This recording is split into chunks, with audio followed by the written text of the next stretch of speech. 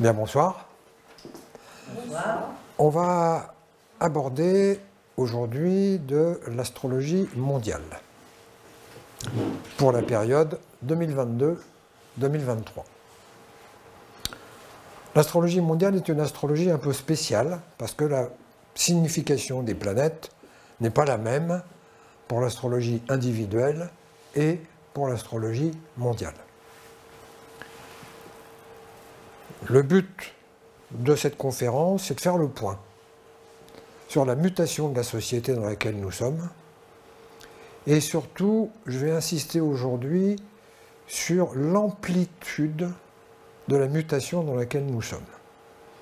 On a un peu le nez dans le guidon, le prix de l'essence, voilà. Les boîtes qui coulent parce que l'économie se ralentit, etc. On a un peu le nez dans le guidon. Et ce que j'aimerais faire, c'est élargir un peu pour donner du sens à qu'est-ce qui se passe dans la société, pourquoi c'est en train de se passer, est-ce que ça aurait pu se passer autrement? On verra, c'est des cycles. Et on verra qu'il en va des nations ou de l'humanité comme il en va des individus. À certains moments, il y a des choix à faire. Dans notre vie, nous le savons. On les fait ou on ne les fait pas. Si on les fait, on va dans le sens du fonctionnement de l'univers, donc tout se passe bien. Si on ne les fait pas, on va à l'encontre du sens de l'univers. Et là, les choses ne se passent pas bien pour nous. Les problèmes qui surgissent dans notre vie sont toujours et systématiquement liés à aller contre le courant. Si on va dans le courant, les choses se passent bien pour nous. Si on va contre le courant, bah évidemment, c'est difficile. Voilà. Je donne la métaphore du fleuve Amazon, 20 km de large, 30 km/h. Et on est sur une petite pirogue sur le fleuve Amazon. On a deux options. Soit on pagaille à contre-courant, soit on va dans le sens du courant. Si on pagaille à contre-courant, on n'arrivera jamais de toute façon à aller aussi vite que le fleuve. Donc de toute façon, on ira à reculant. Sauf qu'on aura des ampoules, à force de pagayer, et on aura des crampes. Si on arrête de pagayer à contre-courant, on peut même s'arrêter de pagayer, à ce moment-là, on va dans le même sens que tout. Et cerise sur le gâteau, nous avons la possibilité de pagayer à gauche, à droite, de pouvoir visiter. Quand on pagaille à contre-courant, on ne visite rien du tout, on est le nez dans le guidon et on pédale, on pédale, on pédale. Mais il en va de l'humanité comme il en va des individus. Alors, en astrologie structurale et en astrologie mondiale, ça c'est le symbole des planètes. Donc ça c'est le symbole de Jupiter. Jupiter a un cycle de 12 ans. Ça c'est le symbole de Saturne. Saturne a un cycle de 30 ans. Ça c'est le symbole d'Uranus. Uranus a un cycle de 84 ans. Neptune. Neptune a un cycle de 168 ans.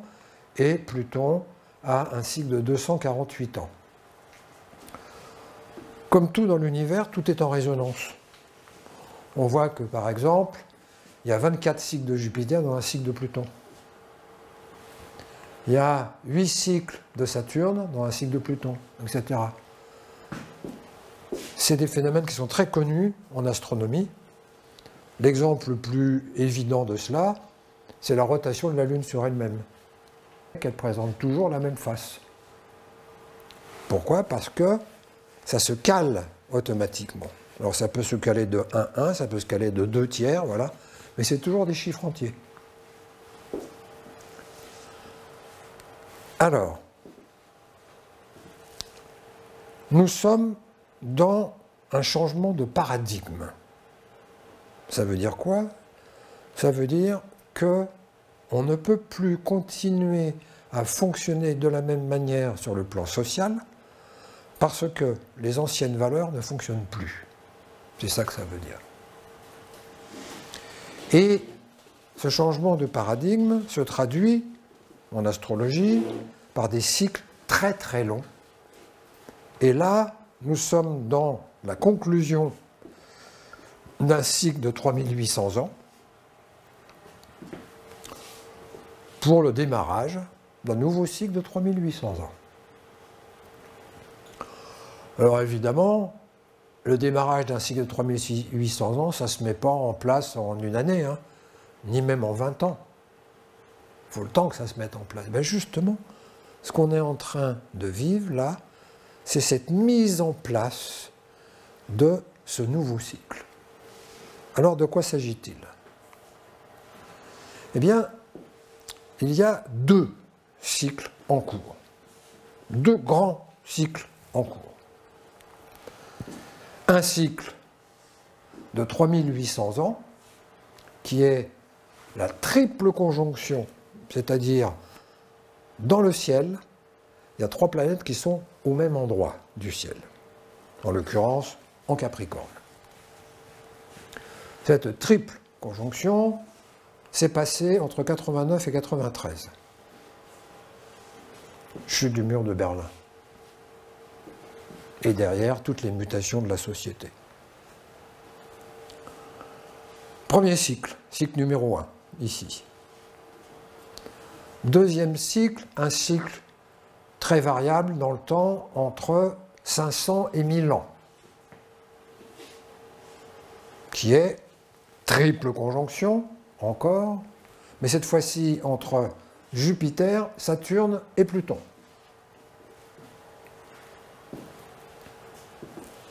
Cycle numéro 2.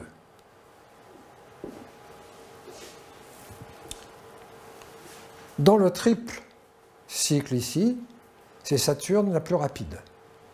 La plus lente, c'est Neptune, après c'est Uranus, après c'est Saturne. Donc Saturne va tourner comme ça et va rattraper les autres planètes, faisant des étapes de ce très grand cycle de 3800 ans. Ici, donc on voit, il y a Saturne, Uranus, Neptune.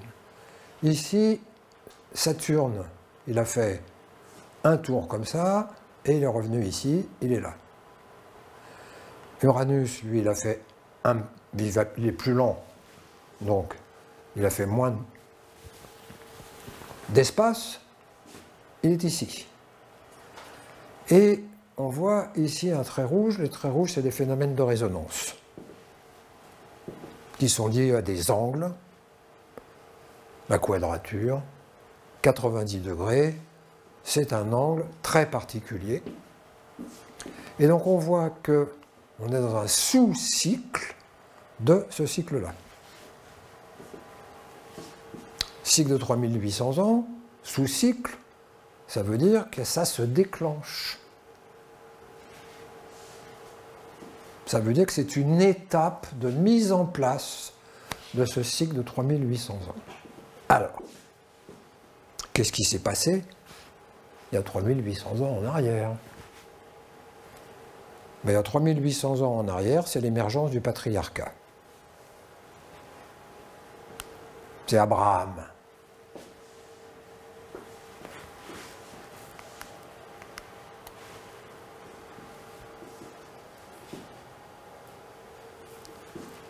Ce cycle de 3800 ans, c'est un cycle qui revient à la même place, au même endroit. Il y en a eu d'autres. Il y en a eu en 1306, il y en a eu en 625, en moins 56 et en 917. En moins 917. Mais ce n'était pas au même endroit. Là, ce triple conjonction se passe au même endroit que l'émergence de Babylone, que l'émergence d'Abraham, que l'émergence de l'Empire hittite. Et l'Empire hittite, c'est le début de l'âge de fer. Ça va très bien avec le patriarcat, d'ailleurs. Patriarcat, ça veut dire quoi? Ça veut dire fin du matriarcat, fin d'un ancien cycle, début d'un nouveau cycle, pour lequel c'est le père qui prend la place dominante dans la société, alors qu'auparavant, c'était la mère qui avait la place dominante dans la société. Je dis bien la mère, pas la femme. Donc changement majeur, sociétal, qui a mis 3800 ans pour se développer. C'est ce cycle qui s'est arrêté en 88-93 pour le démarrage d'un nouveau cycle. Démarrage d'un nouveau cycle égale fin du patriarcat. Fin du patriarcat égale changement dans les modalités relationnelles des familles, parce que le patriarcat, c'est l'émergence de la famille. Avant, c'était le clan. Eh bien, disparition de la notion de famille au profit des réseaux sociaux. Et, on va le voir tout à l'heure, au profit de quelque chose qui est en train d'émerger sous nos yeux cette année. Ça se passe cette année. Les assistants intelligents.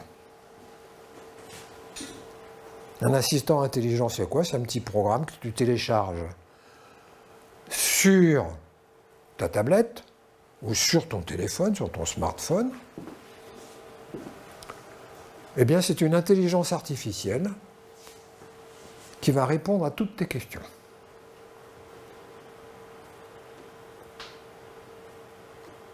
Absolument toutes les questions, possibles et imaginables.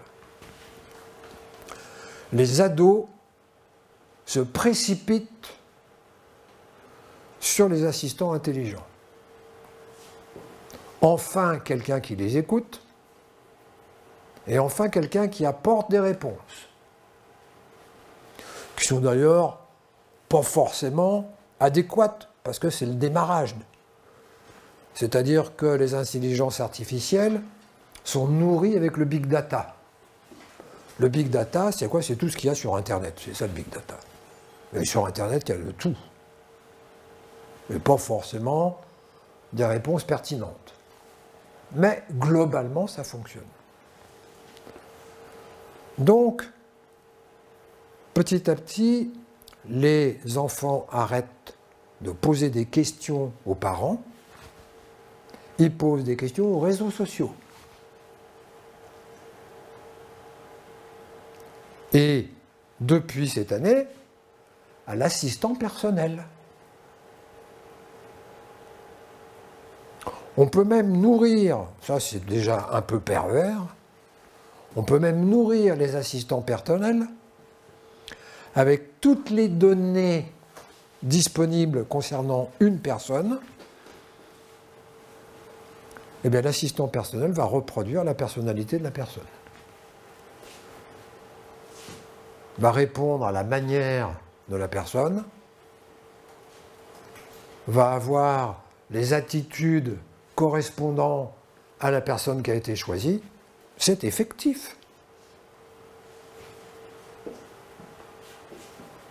Donc, disparition programmée du fonctionnement familial tel que nous le connaissons. Il y aura toujours de la famille, mais ça ne jouera plus le rôle fondamental que ça a joué depuis 3800 ans. Avant, c'était le clan qui remplissait ce rôle.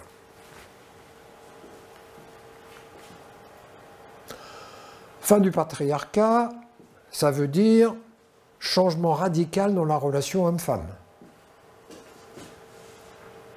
Ça, il n'y a pas besoin d'aller chercher loin pour voir ça.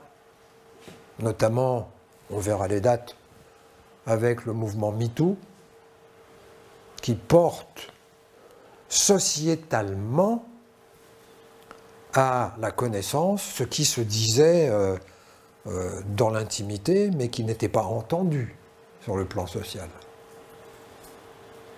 Avec le site MeToo, c'est terminé. il y a des personnalités qui giclent.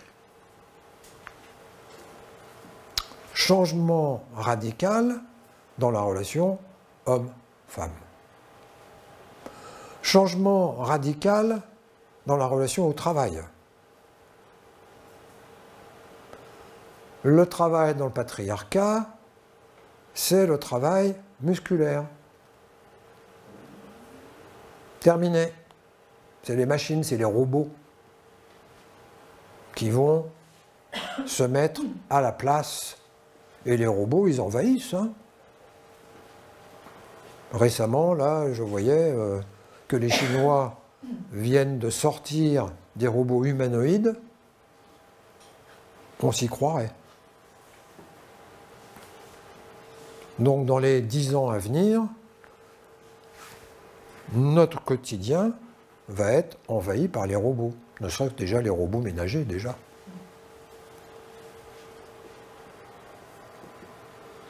Donc nous sommes dans une mutation fondamentale. Et on va voir que l'économie va devoir complètement se transformer. Parce que les anciennes valeurs ne fonctionnent plus. Donc voilà pour le cycle de 3800 ans. On voit ici donc qu'on est dans quelque chose qui ressemble à un autre âge. Là, c'était l'âge de fer. Ben, c'est l'âge numérique qui débarque. L'âge du silicium. Mais on arrive maintenant aux ordinateurs quantiques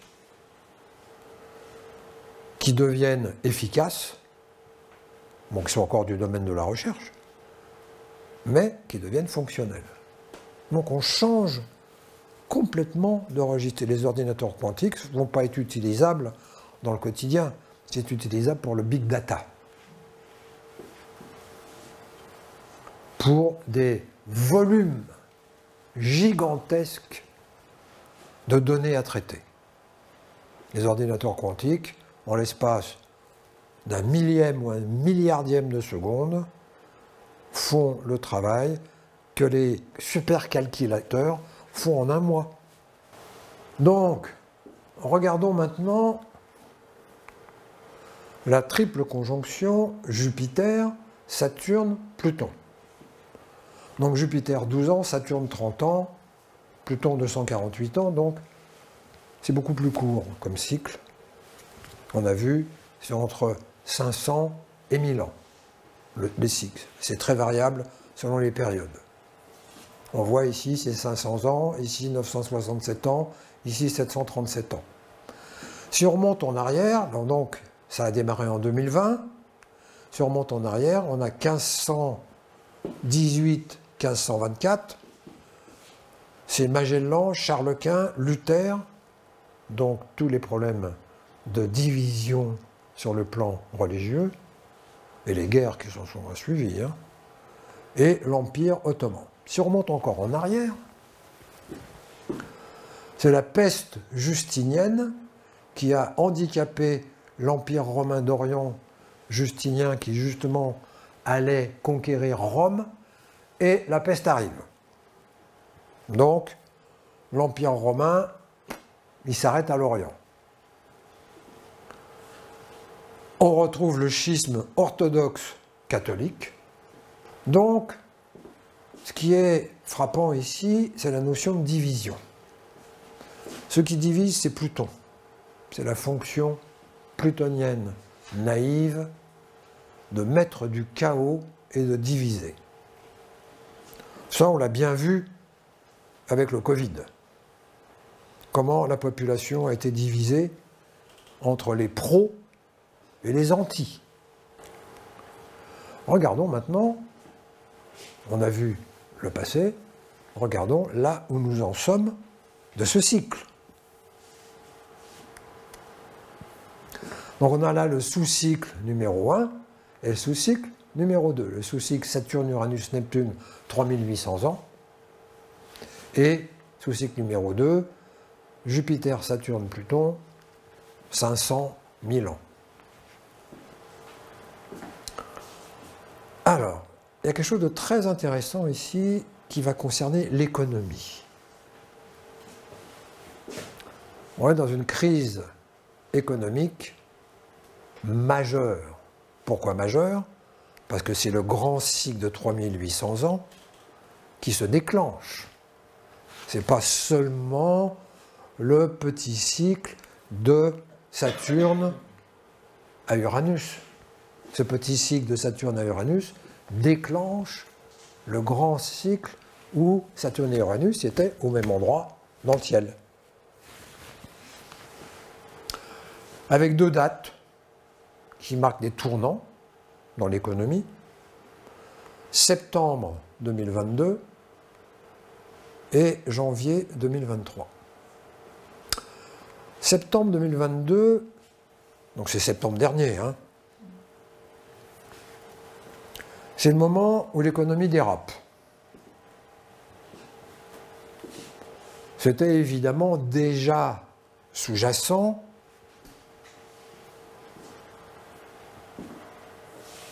et notamment c'était sous-jacent lorsque ce carré, là, ce trait rouge, il était exact. Là, il n'est pas tout à fait exact, mais justement, il y a Jupiter qui vient faire le lien entre les deux.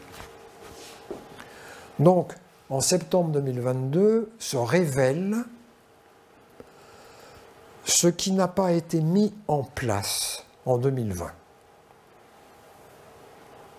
En 2020, c'était le moment de renouveler l'économie, puisqu'il n'y s'est passé rien. Rien du tout. Alors ça, c'est intéressant. Parce que si on regarde dans notre vie à nous, en tant qu'astrologue, je vois des cycles où il y a des moments de déclenchement, de changement. Il ne se passe rien dans la vie de la personne, que dalle, rien du tout. On a beau chercher, rien du tout. Pourquoi? Parce que l'être humain est libre. On a la liberté de pagayer à contre-courant. Mais il y a des conséquences de pagayer à contre-courant. C'est que quand on pagaille à contre-courant, qu'est-ce qui se passe? On se paye les troncs qui arrivent dans le sens opposé. Alors que quand on pagaille dans le sens du courant, on ne risque pas de rencontrer les troncs. On peut même à la limite aller un peu à gauche, monter sur le tronc, visiter le tronc. Mais quand on est là, le nez dans notre pagaie, on se paye le tronc. Ben, c'est ce qui est en train de se passer. Ce qui est en train de se passer, c'est que souterrainement, il y a les conséquences des non-choix économiques de l'année 2020. Avec des conséquences sur plusieurs années. Il ne faut pas croire que le changement actuel, ça va s'arrêter vite fait après une petite crise. Ce n'est pas le cas. Il y a toujours la possibilité de remettre les choses à leur place. Rien n'empêche l'humanité de faire les choix adéquats. Et les choix adéquats de quoi? Eh bien, de quitter l'ultralibéralisme. Le libéralisme, c'est une chose, l'ultralibéralisme, c'est trop. L'ultralibéralisme, c'est ma gueule d'abord, et les autres n'existent pas. Eh bien, on en est dans les effets pervers de l'ultralibéralisme, et on l'a bien vu, tout d'un coup, là, tous les pays se sont mis à rétro-pédaler à propos de la guerre d'Ukraine, en réalisant que toutes les délocalisations, tout ce qui... on a mis de côté tout notre outil industriel, et on devient complètement dépendant d'autres pays. Et quand les choses ne se passent pas bien avec cet autre pays, bah, tout d'un coup on réalise, oh là, qu'est-ce qui se passe là? Donc, le mondialisme qui vise à tout mettre au niveau de l'ultralibéralisme,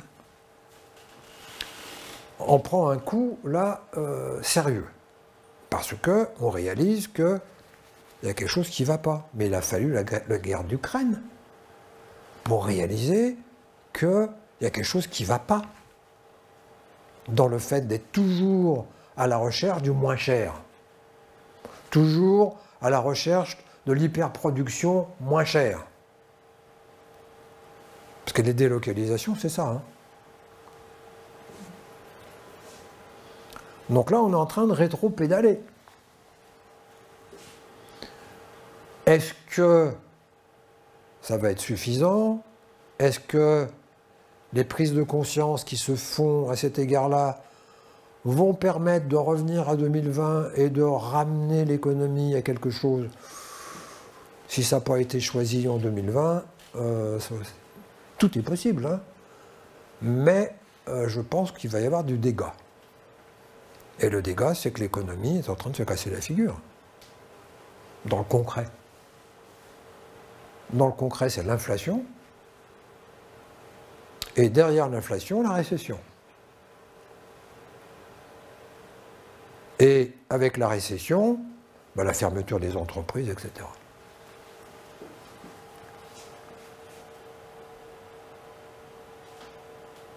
Est-ce qu'il va y avoir une prise de conscience ou non? Ça, c'est pas écrit. Ce qui est écrit, c'est que si on ne le fait pas, ça ne va pas s'arrêter.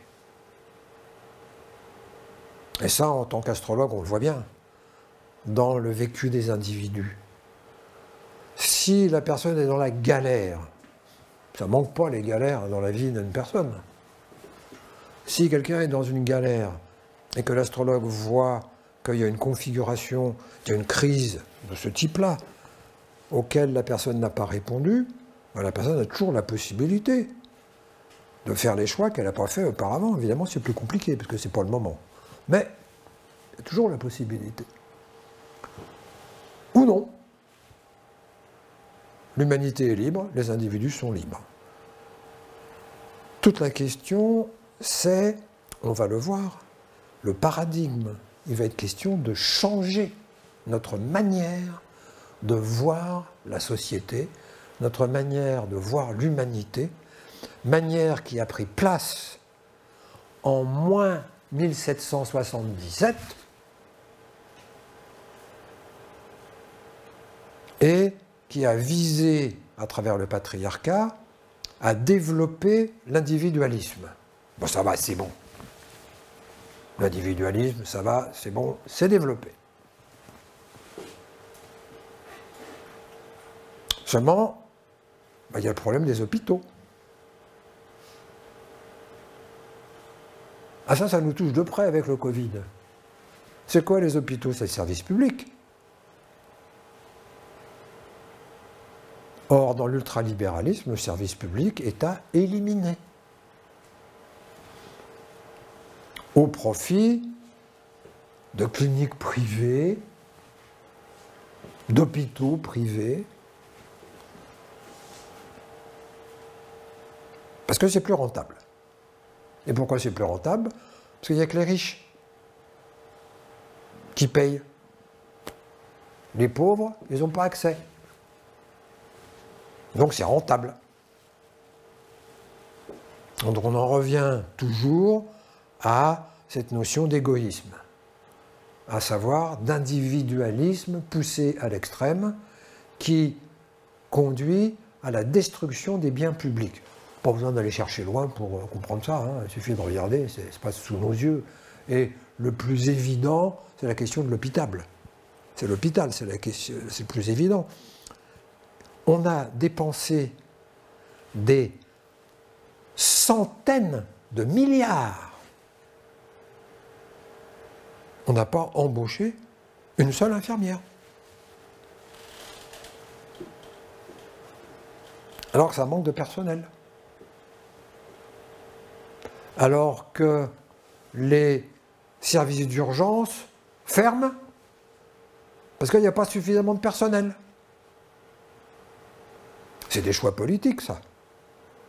Parce que nous dire oh, ça coûte trop cher, attends, on a dépensé des centaines de milliards et on est en train de dépenser des milliers de milliards pour générer des armements, qu'on ne vienne pas nous raconter qu'il n'y a pas de sous.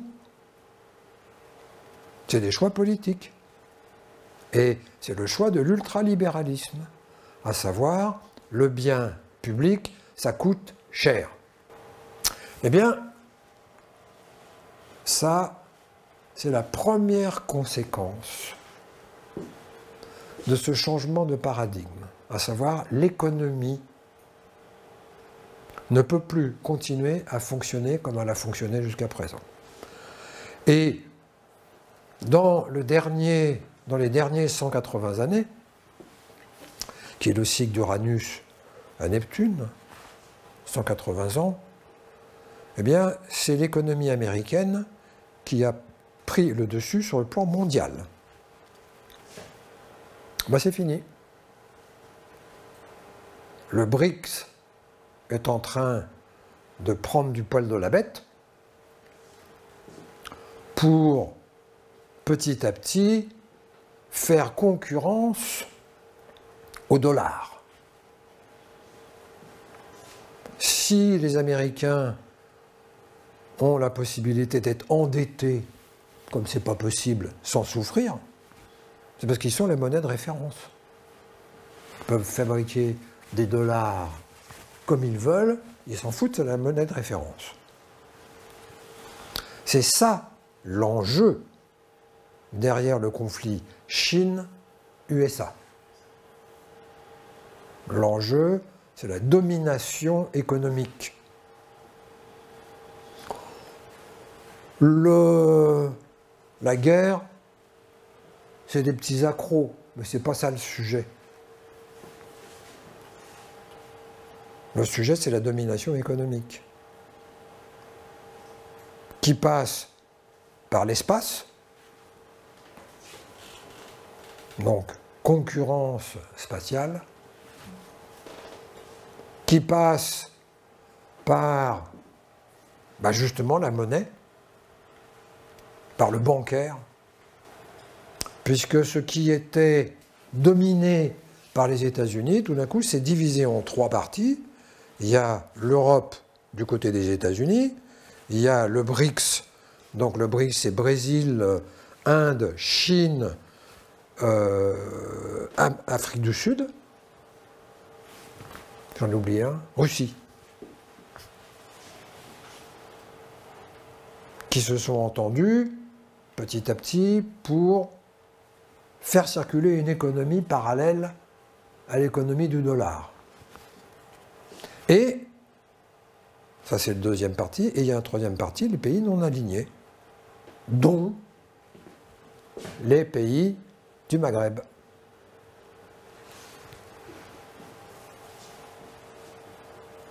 Les pays musulmans. Alors, ça, septembre 2022, janvier 2023, on voit que c'est une relation de Saturne à Neptune. On voit qu'ils étaient là, tous les deux, Saturne, Neptune. Eh bien, Saturne est en train de rattraper Neptune. Et donc ça concerne la relation Saturne-Neptune, tout le monde de l'URSS et du communisme. Et on voit dans ce qui se passe avec la Russie, toute cette nostalgie de l'URSS, de l'Empire soviétique. Alors passons au cycle numéro 2. Saturne, Jupiter, Saturne, Pluton. Alors Pluton, c'est le monde de ce qui est caché. Alors ce qui est caché, c'est quoi? C'est le pétrole, ce qui est caché, c'est l'atome, ce qui est caché, c'est la génétique.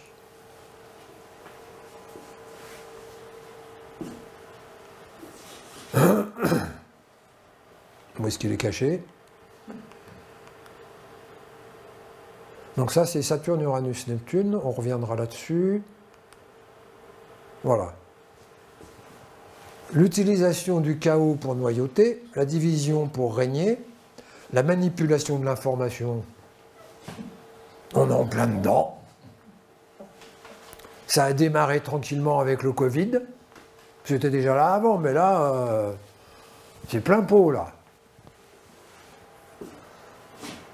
La profondeur cachée, le pétrole, l'atome, la génétique, les nanotechnologies. Le renseignement, l'intégration du disparate, toutes les Lausantes, par exemple. C'est ce qui va permettre de réunifier une multitude de données. Lausanne, c'est open source intelligente. C'est un travail sur le big data. C'est comment, à partir de tous les cas particuliers, toutes les vidéos qui sont prises, tout ce qui est posté sur YouTube, sur n'importe quel réseau, tout ça, hop, c'est mis dans un gros ordinateur, c'est passé à la moulinette du big data pour en tirer des synthèses. Donc c'est des synthèses à partir des éléments disparates. C'est le pouvoir invisible, la démocrature. C'est ce que j'appelle la démocrature, entre la dictature et la démocratie. Eh bien, on est dedans. C'est-à-dire que c'est un vernis de démocratie, mais ce n'est plus les hommes politiques qui décident. C'est les multinationales qui achètent les politiques. C'est ça la démocrature. L'exemple de démocrature, c'est la Chine. L'exemple de démocrature, c'est la Russie. Dans la Chine, il y a toujours des élections. Hein. En Russie, il y a toujours des élections. C'est pas une dictature. C'est un mix. Pluton, les algorithmes décisionnaires. Alors là, notre administration, elle est noyautée complètement par les algorithmes. Par exemple, la Sécu est complètement pris en charge par des intelligences artificielles, par des algorithmes. Et donc, on l'a vu, le big data, Lausanne, tout savoir sur tous les individus. Tout savoir sur tout le monde. C'est ça, le big data. On n'en est pas loin. Hein. Alors, en soi, c'est pas un problème. C'est comment c'est utilisé. Eh bien justement, Jupiter, Saturne, Pluton, ça va être l'utilisation de toutes ces caractéristiques, le chaos, la division, la manipulation, le pétrole, l'atome, tout ça. Tout ça, c'est en jeu derrière ce qui se joue, derrière les événements. Et là, il y a 2-3 dates qui vont être marquantes. Première date, c'est septembre 2022 et mars 2023.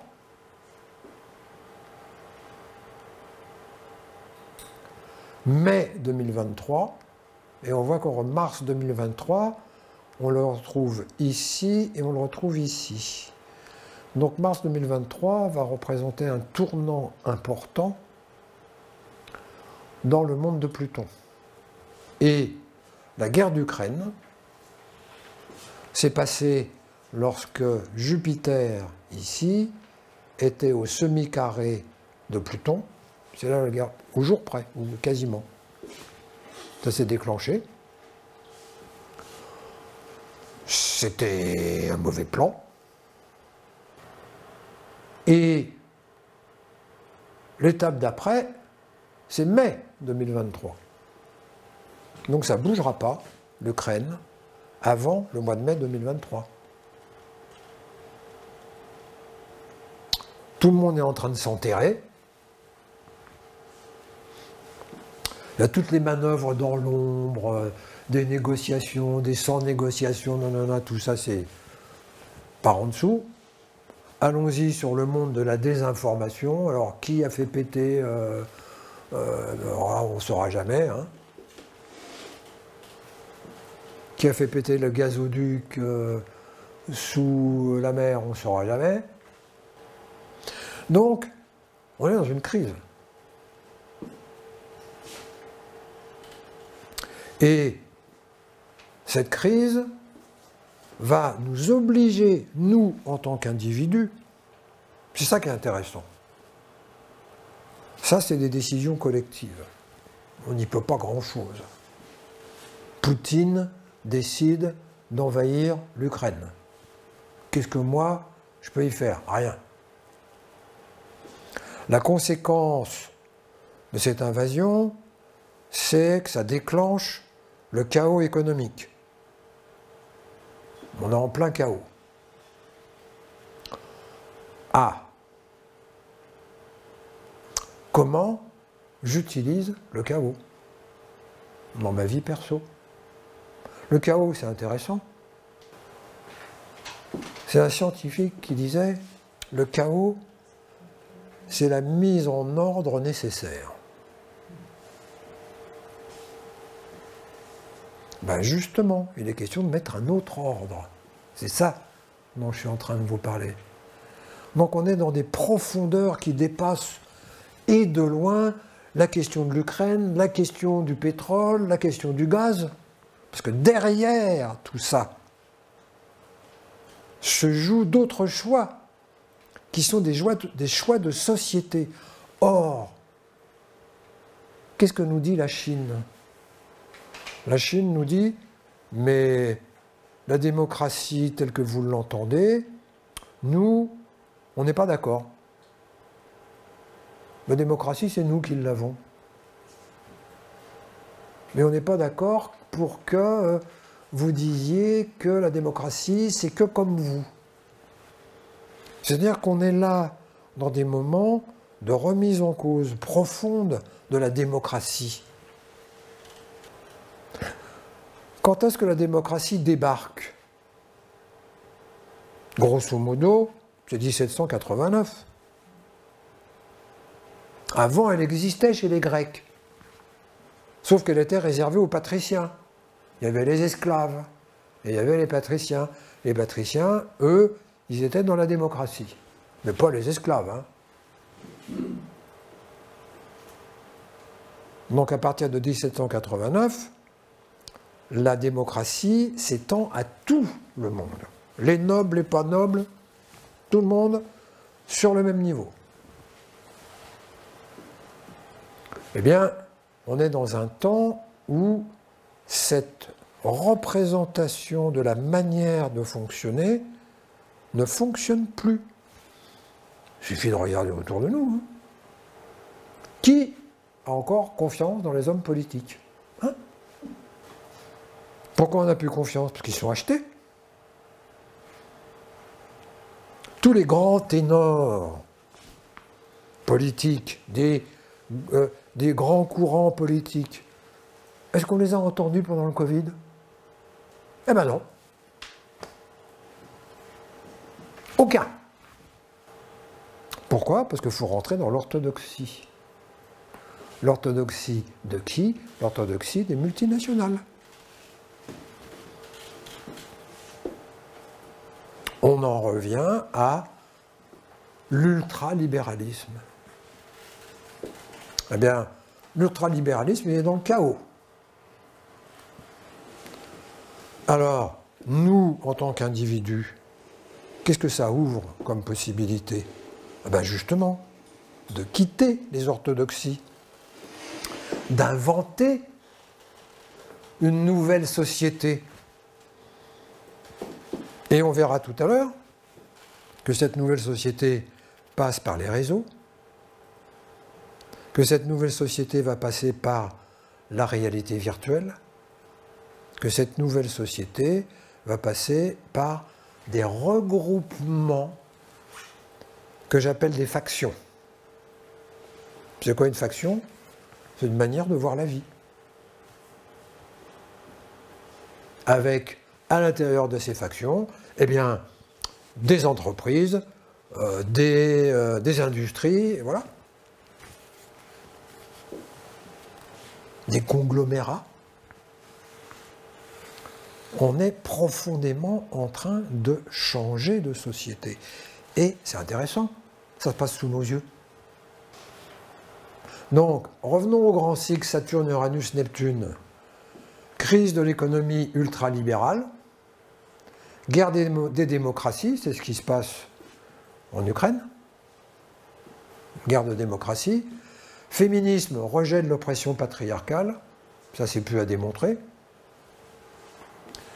réalité virtuelle et intelligence artificielle, les assistants intelligents, on vient de le voir, extrêmement important, ça on ne se rend pas compte.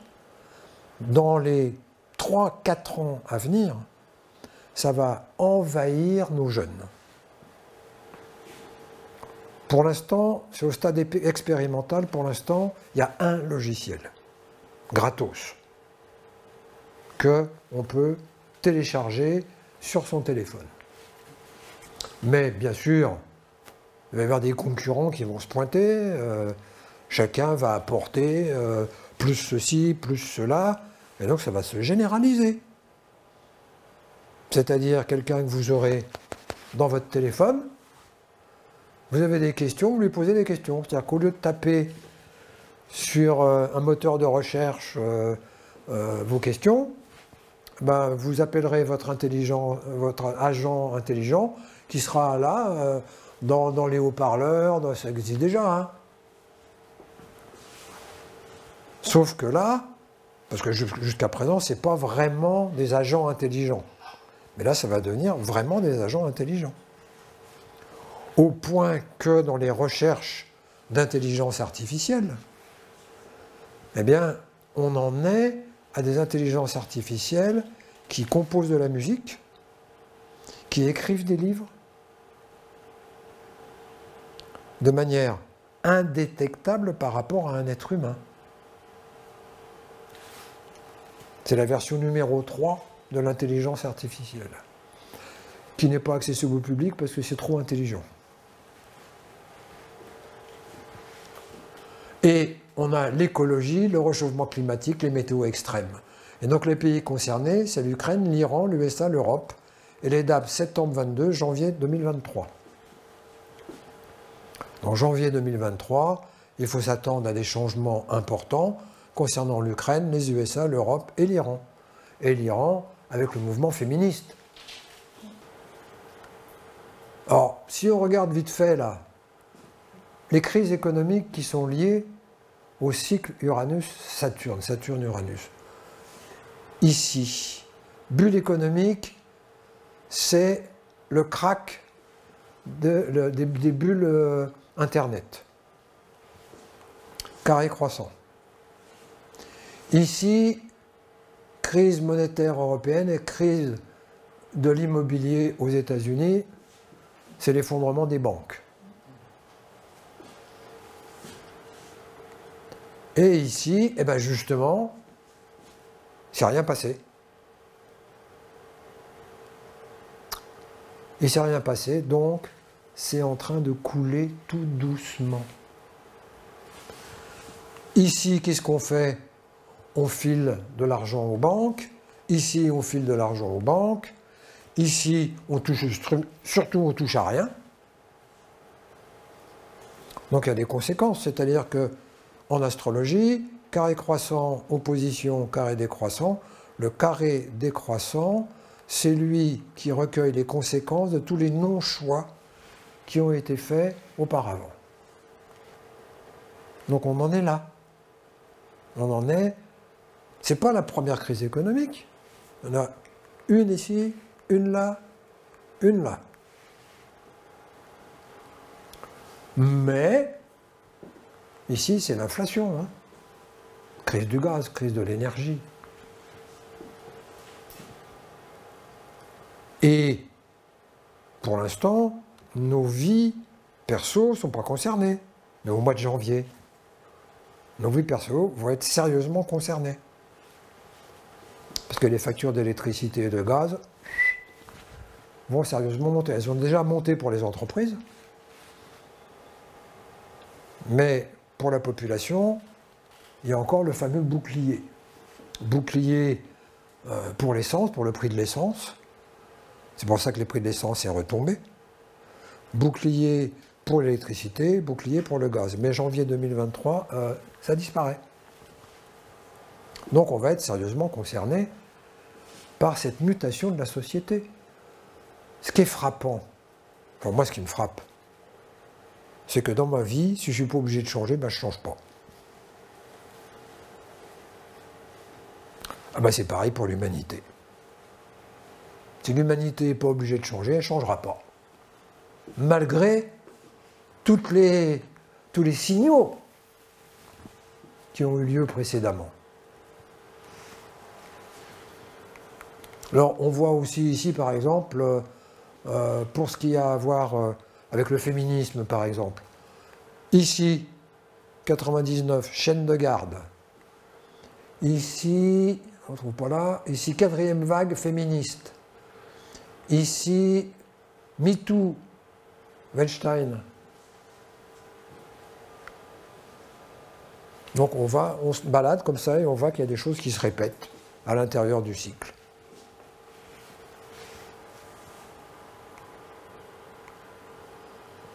Alors, la démocratie versus la démocrature. Regardons. Les étapes de civilisation.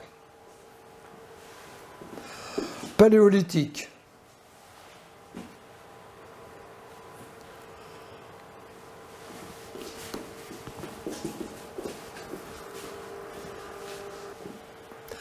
Paléolithique, moins 1 million d'années. Ce qui est intéressant, c'est de voir comment ça s'accélère. Matriarcat. Là-dedans, en tant que point de départ, on trouve les êtres humains qui sont en meute, à l'intérieur des cavernes, et qui ont des territoires qui sont liés à la chasse. Et le représentant, c'est le chaman. C'est lui qui a l'autorité. Locale, évidemment. Néolithique, moins 12 000. On est toujours dans le matriarcat. On arrive au clan. Avec l'apparition des villages, c'est ce qu'on appelle la période des principautés, c'est-à-dire des villages fortifiés pour lutter contre les razzias. Et pourquoi on a besoin de lutter contre les razzias? Parce que on a des greniers. C'est l'apparition de l'agriculture et de l'élevage. Ensuite, on arrive à la préhistoire, moins 1800, on l'a vu, émergence du patriarcat. Babylone. C'est l'apparition de villes, Babylone, de royaumes et d'empires, et les représentants, c'est les rois. Alors ce qui est intéressant, c'est que les rois, ils sont rois de droit divin, hein. Ça rigole pas. Donc on ne touche pas au roi, jusqu'à 1789. 1789, donc ici c'est l'apparition du patriarcat. 1789, c'est l'apparition de la société avec les lois valables pour tous. C'est la disparition des privilèges qui sont liés au sang. On a donc l'apparition de mégapoles. Bon, ça, c'est pas besoin de réfléchir pendant 50 ans. D'États et les représentants, c'est les présidents. Bon, on est en train de changer. 1989, donc le nom, on ne sait pas. C'est l'apparition des réseaux, c'est l'apparition du métavers, c'est-à-dire la réalité virtuelle. Ça va être le regroupement en factions, c'est ça qui est en train de se produire sous nos yeux. C'est-à-dire la notion d'État est en train de disparaître au profit d'autres regroupements qui sont des regroupements par affinité de la manière de voir le monde. Autres regroupements qui ont à voir avec des individus, qui ont à voir avec des entreprises, qui ont à voir avec des industries, qui vont toutes porter des manières de voir le monde profondément différentes les unes des autres. Et tout ça, ça va cohabiter ensemble. C'est ce que j'appelle la société multipolaire. Donc on peut imaginer des sociétés, des factions technophiles complètement branchées sur l'intelligence artificielle, la réalité virtuelle. D'autres qui vont être le retour à la nature. Voilà, c'est en train de se mettre en place sous nos yeux. Et c'est ce qui permet de comprendre qu'il y a quelque chose de profond qui est en train de changer, bien au-delà de la crise économique. La crise économique, c'est l'aiguillon, c'est l'activateur, c'est ce qui va nous obliger à changer de société.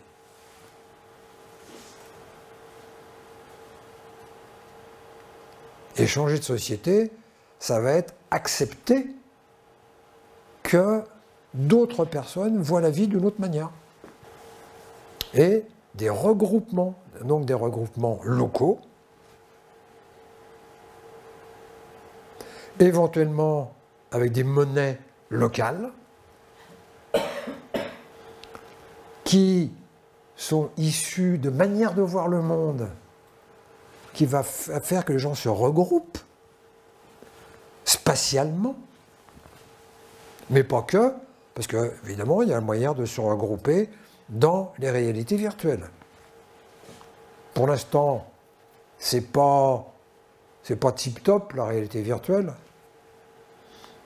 que la technologie, elle n'est pas là. Mais dans les 2-3 ans à venir, ça va débarquer. Hein. Et ça va débarquer d'abord et avant tout par les lunettes, qui vont nous apporter de la réalité augmentée. Ça existe déjà. Et évidemment, toutes les grosses boîtes sont là-dessus. Hein. Donc il y a des milliards de dollars ou d'euros qui sont investis dans ces nouvelles technologies. Parce qu'il y a du fric à se faire. Hein. Vous marchez dans la rue avec vos lunettes et apparaît, il y a un bar qui est à 50 mètres, qui a telle caractéristique. Vous tournez les yeux vers une icône qui est sur la lunette et ça déclenche quelque chose. C'est là. Ça existe. C'est plus de la science-fiction. Mais comme les cycles se rétrécissent, on peut imaginer que ce cycle-là va être très bref. Il va swatcher avec Là, à vue de pif, hein, puisque là, on a grosso modo 4000 ans,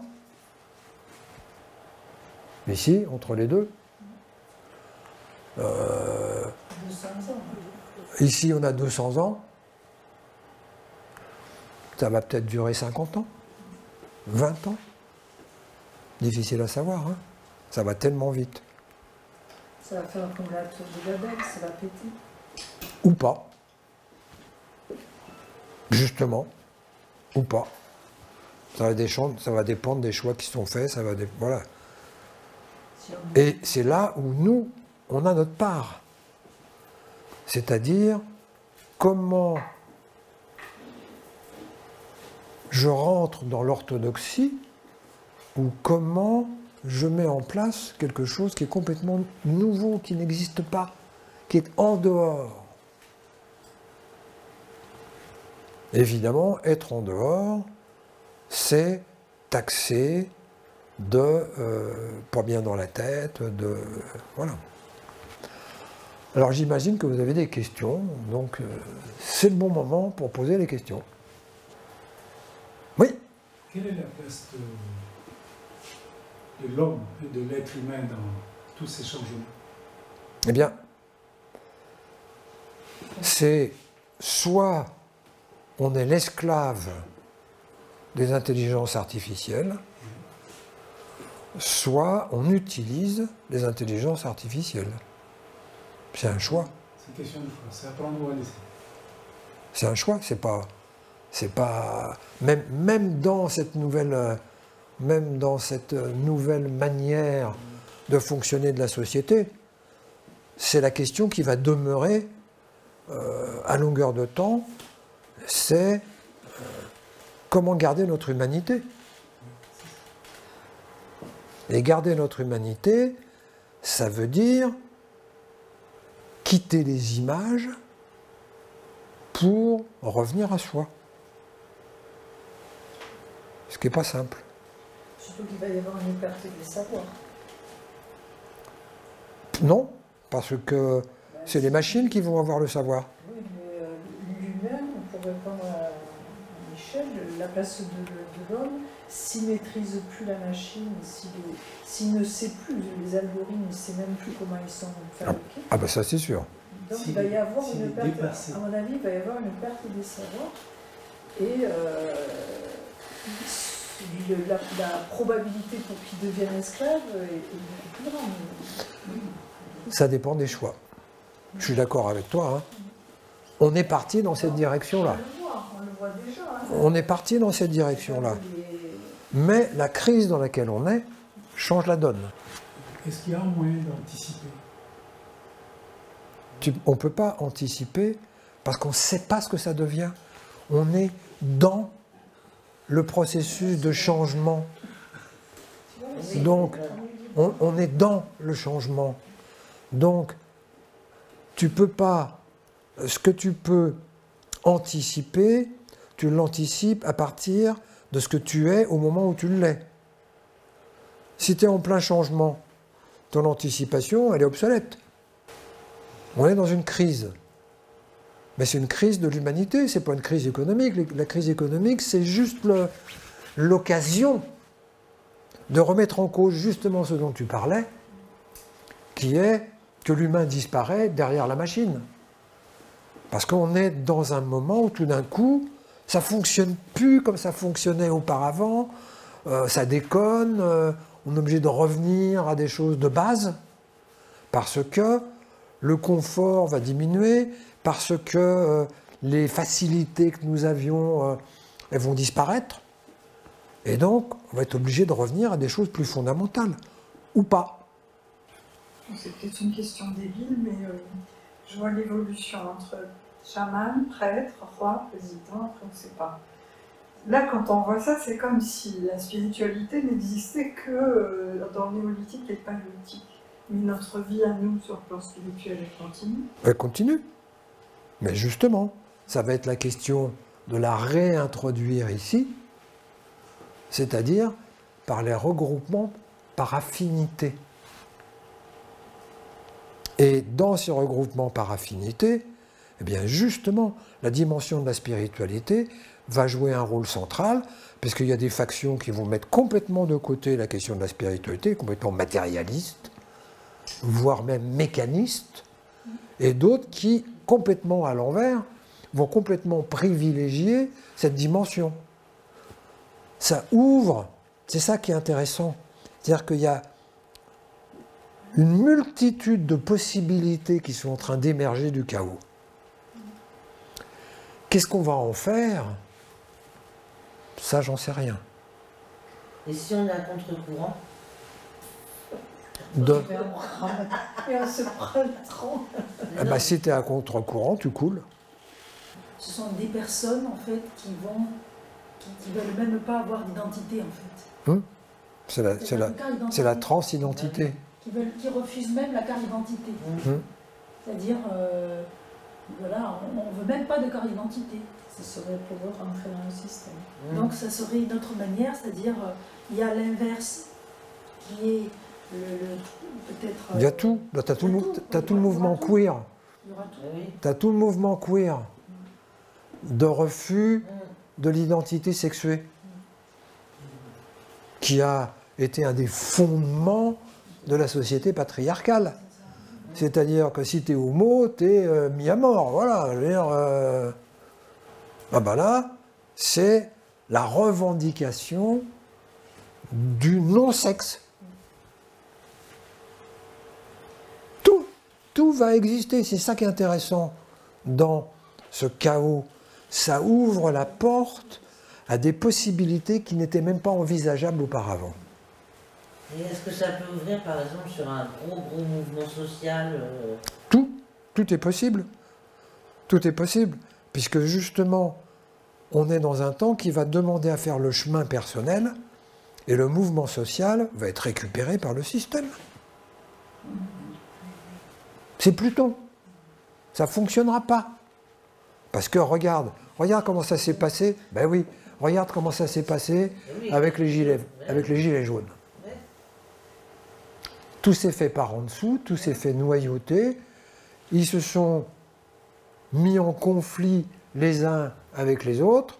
Pourquoi? Parce qu'il y avait un chemin personnel qui n'avait pas été fait par les personnes qui se sont investies dans ce mouvement. Donc, c'est facile de les manipuler. Et est-ce que le collectif, par exemple, aurait une très grande place? Bah, ça va dépendre. Ça va dépendre des factions. Ça va dépendre des factions, ça va dépendre de comment, en groupe, on va pouvoir créer une vision de l'humanité, de vivre ensemble, une manière de vivre ensemble. Puisque c'est en train de se casser la gueule. Donc c'est le bon moment pour donner de la place à autre chose. Parce que de toute façon, on ne donnera pas de la place à autre chose si on n'est pas obligé. Ben là, on va être obligé. Voilà. Mais pour répondre, enfin pas pour répondre, mais Claudine, elle parlait de contre-courant. Qu'est-ce que ça voudrait dire être à contre-courant, là, par exemple? Si on être à contre-courant. Ben, être à contre-courant, c'est s'accrocher au passé, aux anciennes valeurs. C'est s'accrocher au passé. Il faut inventer. Ça me renvoie au... Il faut inventer, quoi, c'est ça, automatiquement, d'accord. Moi, ça me renvoie au propos de Pablo Servigne, sur celui qui a parlé de manière un peu plus populaire de la collapsologie, où, évidemment, il a une vision qui est apocalyptique, et il dit, mais ça, on pense que c'est apocalyptique parce qu'on manque de récits. Il n'y a pas aucun écrivain, jusqu'à présent, les bouquins de fiction, ils sont apocalyptiques. On ne voit que le côté négatif de la modernité. Il implore les artistes de mettre leur créativité au profit de ce qui va venir. En disant, maintenant il faut imaginer autre chose que une apocalypse. C'est ce que j'appelle la société multipolaire. C'est-à-dire, non plus pyramidale, comme c'est le cas. C'est-à-dire que toutes nos sociétés sont pyramidales. Ça ne marche plus. C'est la fin. Mais on ne sait pas comment faire. Et donc c'est le chaos, c'est l'opportunité justement d'émergence de choses qui n'étaient même pas concevables auparavant, parce qu'on avait notre petit confort, parce qu'on avait nos avantages perso, parce que finalement il y avait une stabilité et que vaut mieux la stabilité que le chaos. Du coup, on est dans la période peut-être la moins confortable, puisqu'on est au moment du changement.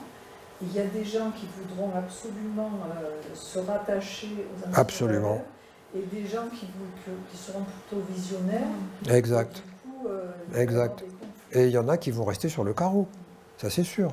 Mais ceux qui vont rester sur le carreau vont être récupérés par le système dans l'offrande, pas l'offrande, dans l'offre de réalité virtuelle gratifiante. Moi, j'avais dit que c'est déstabilisant. Qu'est-ce qui est déstabilisant? Mais tout va bien, Michel. On est là. Non, ça va déstabiliser. Nous ferons notre petite Mais réflexion. on est en pleine mutation. Oui, la mutation va déstabiliser l'individu. Mais évidemment, Forcément. ben c'est déjà là. Oui. Combien il y en a qui pètent des plombs depuis le Covid, hein? Depuis le Covid, combien il y en a qui pètent des plombs, qui ont besoin de psychothérapie, etc. Mais je veux dire, c'est en expansion parce que justement, on ne peut plus s'appuyer sur des choses stables, préétablies, des rails sur lesquels on est, sur une orthodoxie. Et l'obligation de l'orthodoxie a été extrêmement évidente durant la période du Covid. Mais est-ce que toutes ces factions-là qui peuvent se créer, ou qui se créeront, ça ne va pas aussi engendrer une division? Si, Voilà. si, mais Mais c'est évident. Mais ça va être obligé de cohabiter, donc il va falloir trouver d'autres Voilà, c'est manières que le conflit. C'est ça. Il va falloir trouver, comme si Voilà. on était sur des planètes différentes, mais il va falloir trouver des passerelles. Après, on n'est plus au temps de la caverne où on résout. Alors bon, il y a Bah. encore des gens qui résolvent les problèmes en tapant sur la tête. La Russie, par exemple. Par exemple. Mais il y a quand même, enfin, il n'y a jamais eu autant sur la planète de gens qui connaissaient la CNV, qui connaissaient fake news. Bien sûr. Donc il y a des mouvements. Quand même. Absolument. C'est-à-dire qu'il y a plein de choses qui sont souterraines, qui ne se voient pas, Et oui, c'est ça. et qui finalement noyautent le système. Et à l'occasion du chaos, ça va justement être l'opportunité que les petits ruisseaux convergent pour faire des fleuves, des rivières et des fleuves. Mais ça va se faire dans plein de domaines différents. Il ne faut pas imaginer, comment je dirais, peace and love, et que tout va être spirituel. Non, ça ne fonctionnera pas comme ça. Il y aura des rassemblements où des personnes qui vivent d'une spiritualité vont pouvoir se regrouper parce qu'elles vivent une spiritualité, et vont se regrouper sur le plan économique, sur le plan politique, sur le plan industriel, dans le concret, c'est-à-dire dans une efficacité concrète. Et d'autres qui vont faire la même chose, mais avec d'autres valeurs. Oui, c'est pour ça que je parlais des factions qui peuvent aussi aller un peu à contresens. Ben oui, mais c'est sûr, mais en même temps, de même que dans les cavernes, il y a eu des conflits de territoire, ben là, il y aura des conflits de métavers. Est-ce qu'on peut dire que c'est par exemple la fin de la pensée unique? C'est la fin de la pensée unique, c'est le propre de Pluton. Ouais, ça. La fin de la pensée unique. C'est le propre de Pluton. La pensée unique, c'est le président, c'est le patriarcat. Oui. C'est je dis et c'est la vérité. Circuler, il n'y a rien à voir. Voilà, je décide et vous vous obéissez parce que moi je sais ce qui est bien pour vous. Déjà, quand c'était le prêtre, c'était pas mal aussi comme passé. C'était encore autre chose parce que c'était l'infusion divine. C'était pas lui qui savait, c'était voilà. Donc ce que je voulais vous montrer ce soir, c'est que dans le concret, la crise économique qui est en cours et qui ne va pas s'arrêter demain, c'est une très belle opportunité parce que c'est le système qui est mis à mal. Et parce que le système est mis à mal, ça ouvre des portes pour ceux qui ont fait le chemin de quitter une image sociale, l'orthodoxie, c'est une image sociale, c'est correspondre à ce que les autres attendent. Pour quitter une image sociale, pour se retrouver entre des êtres humains qui ont conscience de leur humanité et de leur petitesse et de leur grandeur. Les deux. Donc c'est ça qui se joue derrière l'Ukraine, derrière l'électricité, derrière le gaz, derrière les États-Unis et la Chine. C'est la valeur dominante du patriarcat qui est complètement remis en cause par l'entremise de la démocratie. La démocratie est remise en cause. D'ailleurs, elle ne fonctionne plus. Alors, ça n'a pas de mal à être remis en cause. Je vois qu'ils sont dans autre chose. Quand ils parlent d'affect, c'est plus genré. Ils ne se disent pas homosexuels. Bon, je tombe amoureux d'un homme, très bien. Je tombe amoureux d'une femme, c'est très bien. On voit l'évolution. Ils ont la revendication de plus du tout être dans les modèles précédents. Exact. C'est ça le mouvement queer. C'est s'extraire du patriarcat. C'est s'extraire de cette distinction qui, au départ, enfin pas au départ, qui depuis moins 1800, fait que l'homme est supérieur à la femme. Et tout le mouvement féminisme s'est trouvé coincé dans faire l'inverse, c'est-à-dire être plus fort que les hommes. Donc, les jeunes, qu'est-ce qu'ils ont comme option? Refuser la distinction. Oui, casser les codes. C'est refuser l'orthodoxie. Pour l'instant, c'est au milieu des artistes. Non, pas seulement. Il y a beaucoup de jeunes qui sont là-dedans. Hein. Il y a beaucoup de jeunes, 16 ans, 17 ans, 18 ans, en pleine puberté, en pleine transformation, qui n'arrivent plus à se reconnaître dans le fonctionnement de la société et qui, par l'entremise des réseaux, c'est là où on voit que ça remplace la famille. C'est-à-dire qu'ils vont faire, c'est la famille queer. On se comprend, on se reconnaît. Donc le phénomène queer, c'est un artefact, c'est une manifestation de ce changement de la société. Et ce changement de la société a commencé dans les années 89, justement, par les familles recomposées. C'est là où les choses ont commencé à bouger. Parce que les enfants qui appartiennent à des familles recomposées sont obligés de se construire avec 4 pôles et non plus 2 pôles. Les 2 pôles, c'est papa-maman. Mais quand il y a 4 pôles, il y a papa, maman, et il y a un homme et une femme. Je pense qu'il y a un phénomène aussi, la conscience en fait différente du monde dans lequel on vit, c'est la conscience de la planète.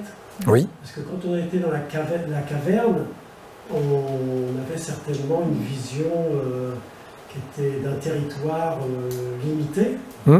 Et aujourd'hui, notre territoire il est limité, mais c'est la planète, et cette conscience de la planète, elle est peut-être beaucoup plus partagée. C'est évident. Et elle pose un problème. C'est évident avec l'espace. On est en train d'envoyer une fusée sur la Lune, là. C'est évident, on est dans la conquête de l'espace. Ça veut dire quoi, conquête de l'espace? Ça veut dire voir la Terre autrement. C'est-à-dire, la Terre, c'est notre berceau, on n'a pas ailleurs où aller. Ça va devenir une évidence. On n'a pas ailleurs où aller, pour le moment. Même s'ils visent Mars, c'est inhabitable, voilà, c'est pas le développement de la vie. Donc on n'a pas ailleurs, si on pourrit notre planète, on n'a pas ailleurs où aller. Et il y a cette conscience-là qui est en train d'émerger, elle va émerger d'autant plus que on ouvre plus grand que la planète. On ouvre sur le système solaire. Et dans les connaissances scientifiques, on est en train de découvrir qu'est-ce qu'il y a dans la ceinture de Kuiper, c'est-à-dire dans des objets très très lointains. Il y a de fortes chances qu'un jour on découvre que notre Soleil, il a un double, une naine noire, et qu'on fait partie d'un système double, comme ça existe de manière très très répandue dans l'univers, c'est-à-dire deux étoiles qui tournent l'une autour de l'autre. Une qui est brillante et l'autre qui est sombre. Une naine noire ou une naine brune, c'est un soleil qui s'est éteint. C'est une étoile qui s'est éteinte. Donc les systèmes doubles sont très, très... Alors, le jour où on découvre ça, ça fait exploser la notion d'ego, puisque le soleil n'est plus le seul centre. Déjà, il y a eu un changement quand on a compris que c'était plus la Terre aussi. Absolument, absolument. Mais l'étape d'après, c'est de réaliser que, objectivement parlant, notre Soleil n'est pas un centre. Voilà. Et avec toute l'exploration de la ceinture de Kuiper et de ce qui est au-delà de la ceinture de Kuiper, on a découvert, je ne sais pas combien de planètes, hein, on a découvert une centaine de planètes au-delà, qui ne s'appellent pas des planètes d'ailleurs, hein, qui s'appellent des planétoïdes, au-delà de Pluton. On en est à des centaines d'objets qui ont été découverts. Bon. Merci. Merci de votre attention.